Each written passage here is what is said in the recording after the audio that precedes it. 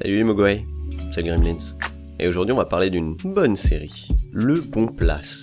Pour la faire courte, The Good Place est une série au format court, à peu près 20 minutes, diffusée à raison d'un épisode par semaine depuis le 19 septembre 2016 sur la NBC, et disponible depuis le 21 septembre 2017 sur Netflix. Ça commence avec l'histoire d'Eleonore, ancienne Véronica Mars, qui meurt et se retrouve dans Le Bon Place, là où sont censées se retrouver toutes les âmes perdues. Toutes les personnes du Good Place sont logées en fonction de leurs aspirations sur Terre et font connaissance avec leur âme sœur. Sauf que le petit bémol, c'est qu'Eleonore n'a pas du tout sa place ici car c'est une très mauvaise personne, pour ne pas dire la pire. Elle va donc devoir cacher ses secrets, sachant que rien ne lui convient vraiment dans The Good Place.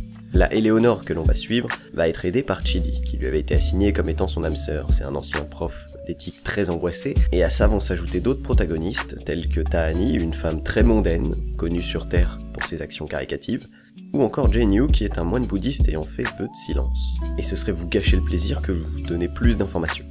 En revanche, je vous défie d'essayer de trouver la fin de cette histoire, parce que c'est littéralement impossible. Et c'est ça qui fait sa force, c'est que c'est particulièrement surprenant comme série.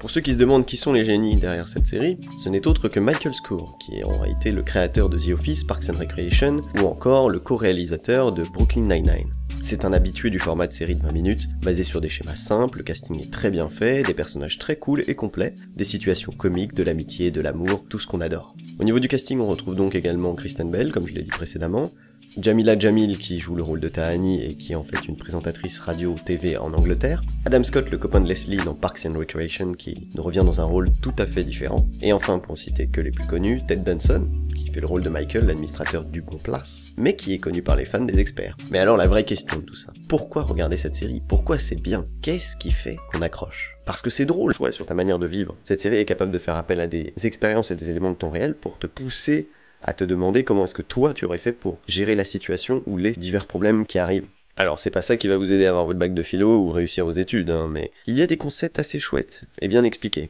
Par exemple, l'un des épisodes repose sur le dilemme du tramway, qui est une véritable expérience de pensée présentée en 1967 par Philippa Foot. Et c'est ça qui fait que c'est intéressant, c'est de voir comment sont solutionnés des choix éthiques. Cette série est faite pour réfléchir, et on se projette assez facilement sur les personnages qui seront là pour se poser un peu les mêmes questions que les spectateurs, ou faire part de commentaires, voire d'indignation sur certaines règles de philo qui sont au final assimilables à des règles de vie. Ouais. Moi sur ce, comme tout bon youtubeur qui se respecte, je vous fais l'aumône aux likes, partages et abonnements et compagnie. Je vous fais des bisous et je vous dis à la prochaine. Ciao.